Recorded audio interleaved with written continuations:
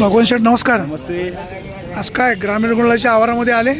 आले आता तिथं मीटिंग बोलावली स्थानिक लोकांची. जरा काय काय विषय? विषय असा आहे का हे ग्रामीण रुग्णालय बांधून फार दिवस झाले. बर, अजून कुठलीही प्रोसेस झालेली कोणी नाही. बांधले? ही आता शासनानेच बांधले. मला कोणाच्या काळात? ही अतुल बेनकेच्या काळात झाले. अच्छा. तू असं काही नाही. आता सरकार कोणी येतं जातं, सरकार एकच आहे. जे अतुल बेनके आमदार असताना बांधले. हो. आता आज कोण येते इथे? आज शरद सोनवणे आणि स्टाफ आपलं वरिष्ठ अधिकारी बरं. आरोग्य खात्याचे. काय सुरू होतंय का? सुरू नाही हो, पण त्याच्यावर डिसिजन आहे. काय डिसिजन घ्यायची, कुठवर आले व का होत नाही चालू, ते विचारायचे आपल्याला. त्यांना बाबा तुम्हाला अडचण कुठं असेल तिथं आमदारांना सांगा, किंवा जे काही कार्यकर्ते असतील नेते असतील त्यांच्याबरोबर माहिती द्या. याचं उत्तर शोधायचं आहे. आता याचं उत्तर तालुका प्रतिनिधी द्यावं. आणि ज्येष्ठ नागरिकांनी या अगोदर बऱ्यापैकी त्याचा पाठपुरावा केलेला आहे. नाही तर मग ते ऐनवेळी आम्ही त्यांच्याबरोबर आहोतच आंदोलन करायला. नाही तर ज्येष्ठ संघ 1 मेला आम्ही आंदोलनाला बसणार आहे, उपोषणाला बसणार आहे. आणि गरज आहे ना, त्याची गरज आहे. चालू झालं पाहिजे. आता इथं चालू नाही काय दवाखाना? नाही उपकेंद्र चालू आहे. जे पहिलं चालू होतं ते चालू आहे. पण हे जे बांधले ना आरोग्य केंद्र म्हणून, याची जी मान्यता मिळाली तर याला स्टाफ नाही किंवा काय, ते अधिकाऱ्यांनी तर सांगायचे. आज जनतेला कळालं पाहिजे काय चाललं. किती वाजताची वेळ ठरली होती? 11ची ठरली होती. काय मग आमदारांशी काय संपर्क वगैरे झाला का? येत आहेत. येत आहेत. मोहित शेठ नमस्कार. नमस्कार. उत्तूरचं ग्रामीण रुग्णालय सुरू कधी होतंय?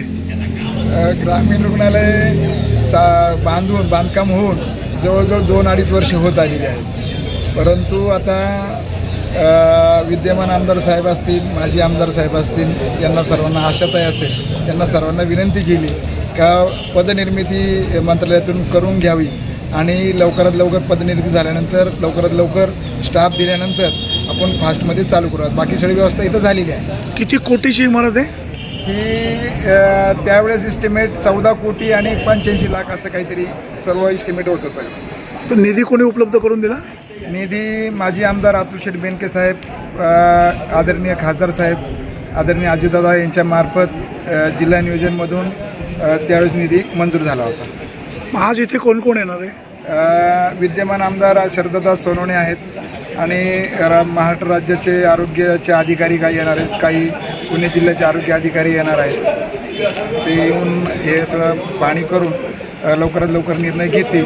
विशेषतः आमच्या ज्येष्ठ नागरिक संघाचे आभार मानायला पाहिजेत. त्यांनी खरं तर त्यांनी उपोषणाचा इशारा दिला. 1 मे रोजी जर दवाखाना चालू नाही झाला तर ज्येष्ठ नागरिक संघ उपोषणाला बसणार आहे. आणि त्यामुळे खऱ्या अर्थाने याला विद्यमान आमदारांनी चालना दिली आणि मंत्रालयामध्ये मीटिंग वगैरे लावून त्यांनी आता या विषयाला पुढे चांगल्या प्रमाणे चालना दिलेली असं समजतं. मग या विभागाच्या जिल्हा परिषद सदस्य काही पाठपुरावा करत नाहीत का? या जिल्हा परिषद सदस्य त्यावेळेस आम्हीच होतो.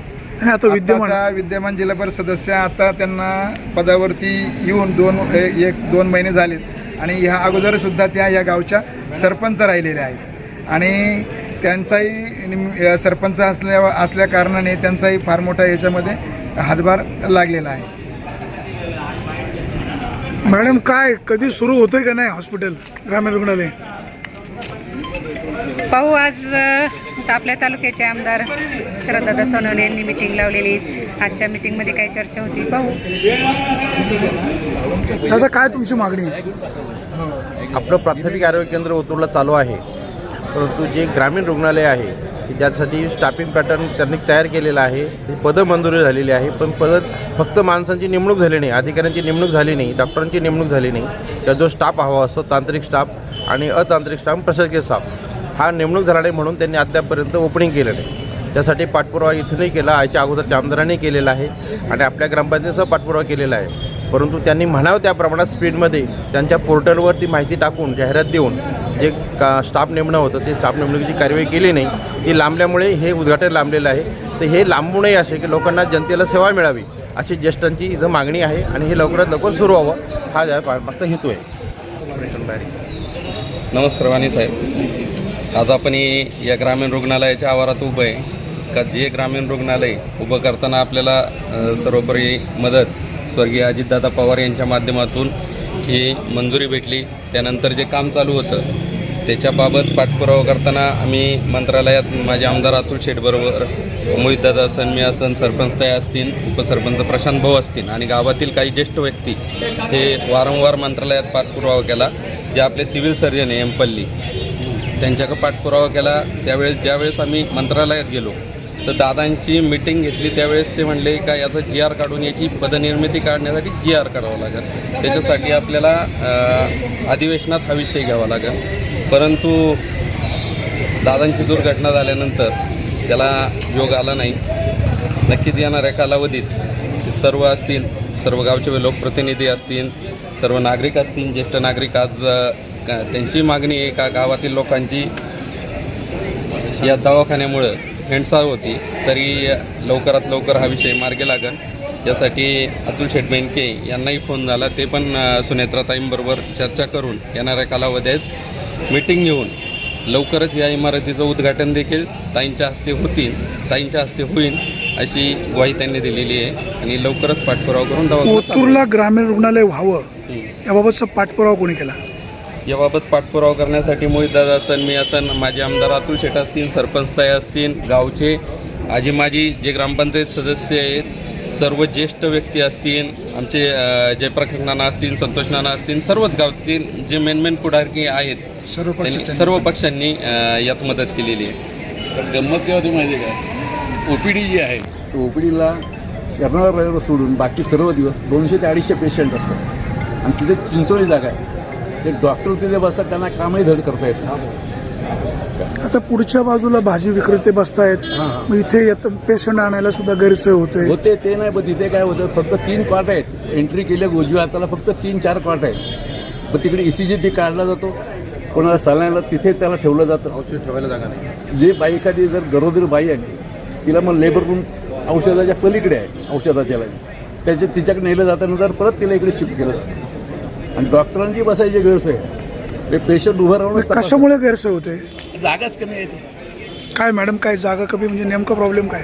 ते लॉबीमध्ये बसतात सर. जागा कमी म्हणजे आता आपलं ग्रामीण रुग्णालय मंजूर झाले, त्यानंतर काम पूर्ण झालं, सगळे जे काय आवश्यक फर्निचर आहे, मशिनरी सगळं आलेलं आहे. आणि जागा कमी का पडते, कारण तिथं आपल्याला ग्रामीण रुग्णालय चालू होणार म्हणून तिकडं जास्त काही तिथं प्राथमिक आरोग्य केंद्रामध्ये काही फार तिकडं आता ग्रामीण रुग्णालय एवढं 14 कोटींचं ह्या ठिकाणी बांधलेलं आहे. प्रतीक्षेत आहे उद्घाटनाच्या, केवळ फक्त पदभरती नाही म्हणून ते प्रतीक्षेत आहे. त्यामुळं त्या ठिकाणी थोडंसं दुर्लक्ष काय झालं, बाबा एवढी मोठी इमारत 14 कोटीची, तिचं उद्घाटन होईल, तिकडं सुसज्ज असं सगळं हे आहे, सोयीसुविधा आहे, सगळं जे काही पाहिजे ते सगळं सोयीसुविधा आहे. पण कुठंतरी उद्घाटन रेंगाळलं गेलं, पदभरती नाही. त्याच्यामुळं थोडीशी सर्वच ग्रामस्थांची ह्या ठिकाणी गैरसोय होती. आपलं जे काही प्राथमिक आरोग्य केंद्र आहे, जागा कमी आहे, तिथं येणारे जे काही रुग्ण आहे त्यांची प्रचंड जे काही हेळसांड आहे ती त्या ठिकाणी होती. तर मागच्या बाजूला जे बोळामध्ये भाजी विक्रेते बसतायत त्याच्यामुळे मग अडथळा पण निर्माण होतो. भाजी विक्रेत्यांचं बसतात त्या रस्त्यावर, पण इतकं काय फार हे होत नाही. जेव्हा हा रुग्णालय चालू होईल तेव्हा त्याच्यावर आपण काहीतरी ग्रामपंचायत तोडगा काढेल. आज ओतूरमध्ये अद्ययावत असं हॉस्पिटलची इमारत बांधून तयार आहे. गेली 2 वर्षापासून ती इमारत तयार असून सर्व साहित्य या ठिकाणी आलेलं आहे. असं असतानाही आज आपण बघतोय रोज अपघात होतात या रोडला. त्यांना वेळेवर वैद्यकीय सुविधा उपलब्ध होऊ शकत नाही. जर वेळेवर वैद्यकीय सुविधा उपलब्ध झाली तर काही लोकांचे जीव वाचू शकतील. आणि ह्या सगळ्याचा विचार करून शासनाने खरं हे रुग्णालय तातडीने सुरू करायला पाहिजे, कारण याची गरज आहे. ज्येष्ठ नागरिकांना गरज आहे. या भागात आदिवासी पट्टाही मोठ्या प्रमाणात आहे. त्यांनाही वेळेवर वैद्यकीय सुविधा मिळाल्या पाहिजेत. योग्य ते जर औषधोपचार वेळेवर मिळाले तर अनेकांचे प्राण वाचणार. सर्पदंशाच्याही घटना घडतात आपल्या तालुक्यात. त्यामुळं अशाही लोकांना इथे सुविधाच उपलब्ध होत नाही आणि मग कुठेतरी प्रायव्हेट हॉस्पिटलचं सहारा घ्यावा लागतो. त्यांचे पैसे जातात आणि जीव पण काही लोकांचे गेलेले वेळेवर उपचार न मिळाले. तुम्ही निवेदन कोणाला दिलं होतं? आम्ही मुख्यमंत्री देवेंद्र फडणवीस साहेबांना, उपमुख्यमंत्री सुनेत्रा पवार म्हणजे पालकमंत्री आहेत त्या, आरोग्यमंत्र्यांना दिलंय, ग्रामविकास मंत्र्यांना दिलंय, जिल्हाधिकाऱ्यांना दिलेलं आहे, आमदार, खासदार, माजी आमदार. काय मागणी काय केली? हे रुग्णालय आज एवढे 15 कोटी रुपये खर्च करून तुम्ही आज बांधून ठेवलेलं आहे, त्याचे लवकरात लवकर चालू करावं ही आमची मागणी आहे. अन्यथा आम्ही 1 मे पासून महाराष्ट्र दिनी उपोषणाला सगळे ज्येष्ठ नागरिक बसणार आहोत. कुठे बसणार आहे? इथेच हॉस्पिटलच्या हा, पूर्ण क्षमतेने. हा, पूर्ण क्षमतेने हे रुग्णालय सुरू व्हावं. कारण जर एवढी सगळ्या सुविधा आहेत, ऑपरेशन थिएटर वगैरे म्हणजे ब्लड टेस्ट वगैरे सगळ्या सुविधा आहेत आणि म्हणून हे रुग्णालय पूर्ण क्षमतेने सुरू व्हावं हीच आमची इच्छा आहे. जर नाही झालं तर आम्ही ह्या 15 तारखेला उपोषणाचं फायनल नोटीस पण देणार आहोत आणि 1 तारखेला आम्ही ठामपणे उपोषणाला बसणार आहे. निवड जे जर दिलं असतं ना भाड्याने, ही जागा जर भाड्याने दिली असते सरकारने टेंडर काढून, तेवढे पैसे वसूल झाले असते, असं मी माझ्या निवेदन म्हटलेलं आहे. पैशांचं पण नुकसान झालं शास्त्र आणि उपयोग नाही काही, आरोग्य सेवा मिळत नाही लोकांना. उपकरणं नसतात, स्टाफ नसतो, स्टाफ आणि उपकरण याचं 100% क्षमतेने हे चालू व्हावं अशी आमच्यापैकी. बरोबर. नुसतंच काही स्टाफ आला आणि काही उपकरण आलं तर त्याला अर्थ नाही, पूर्ण क्षमतेने आलं पाहिजे. नाही पुरे आहेत. अगोदर त्यांनी केलेलं असेल, मग आता वेटिंग कसं करता? 1 मेला जर शासनाने रुग्णालय चालू केलं नाही तर या ठिकाणी सर्व ज्येष्ठ नागरिक संघ नव्हे, ज्येष्ठ नागरिक सभासद हितचिंतक या ठिकाणी 1 तारखेला 1 मेला उपोषण करणार आहेत आणि आमची कोणत्याही प्रकारची माघार नाही. इमारत बांधून किती दिवस झाले? 2 वर्ष झाले. कोणाच्या कारकिर्दीत बांधले? खर्च झाला. कोणाच्या कारकिर्दीमध्ये बांधले? किंवा आमदार कोण होते? त्यावेळेला आमदार अतुल शेठ होते, त्यांच्या कारकिर्दीत झाले. त्यांनी मला प्रश्न सांगितला, माझं मी काम केलेलं आहे, इमारत बांधून ठेवली, आता तुम्ही बघा काय करायचं ते. तेव्हा आता हे उद्घाटन करायचं कोणाचं काम आहे? आपल्या सर्वांचं. आणि प्रथम तालुका प्रतिनिधी आहेत, त्यांनी याचा पाठपुरावा केला पाहिजे. त्याला साथ सर्व पक्षांनी दिली पाहिजे, पदाधिकारी दिली पाहिजे. मग ते छायाताई असतील, महेश शेठ असतील, विशाल शेठ असेल, गावातील सर्वच पदाधिकाऱ्यांनी सगळ्यांनी साथ दिली पाहिजे. मोहित शेठ त्यावेळा जिल्हा परिषद सदस्य होते आणि त्यांच्या काळामध्ये हे काम झालेलं आहे. त्यांनी पोलीस स्टेशनचं काम करून आणलेलं आहे. त्यावेळेला दिलपळसे पाटील गृहमंत्री होते, बरोबर ना? तो पाठपुरावा करून ते चालू पण झालेलं आहे. हा, चालू म्हणजे बांधकाम चालू झालेलं आहे. त्याला गती यावी. पोलीस स्टेशनचं म्हणजे विकास संत गतीनं सुरू आहे, संत गतीने चालू आहे. त्यालाही लवकरात लवकर तेही बांधकाम पूर्ण व्हावं ही संपूर्ण ओतूरकरांची जुन्नर तालुक्याची इच्छा आहे. अध्यक्ष बोला. 2013ला मंजुरी. आज या ठिकाणी माननीय आमदारांच्या सूचनेनुसार आम्ही या ठिकाणी जमलेलो आहोत.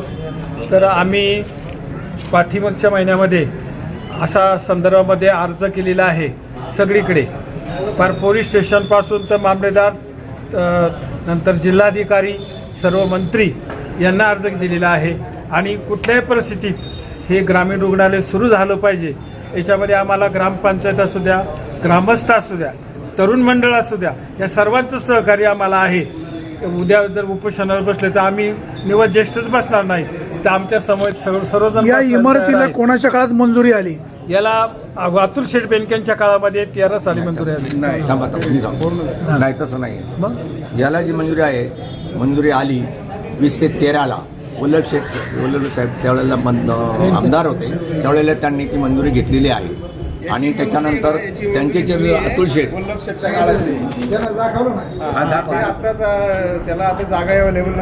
म्हणजे वल्लभ शेठच्या काळात मंजुरी आली.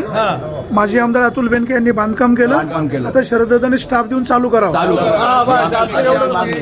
नम्र विनंती आहे त्यांना.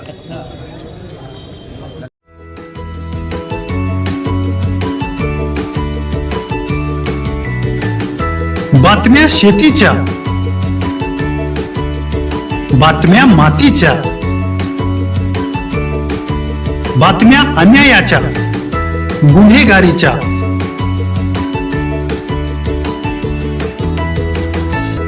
राजकारणाच्या आणि समाजकारणाच्या, शोषणाविरुद्ध बुलंद आवाज, जनसामान्यांच्या हुंकाराची गाज, सत्कार्याला प्रोत्साहन, दुष्कृत्याला अनुशासन, निर्भीड, निस्पृह, सडेतोड, बेधडक आणि रोखटोक म्हणजेच विघ्नहर टाइम्स. शोध बातमीचा, ध्यास सत्याचा. आपलं चॅनल, आपली बातमी. सबस्क्राईब तर कराच, पण बेल आयकॉनवर क्लिक करायलाही विसरू नका.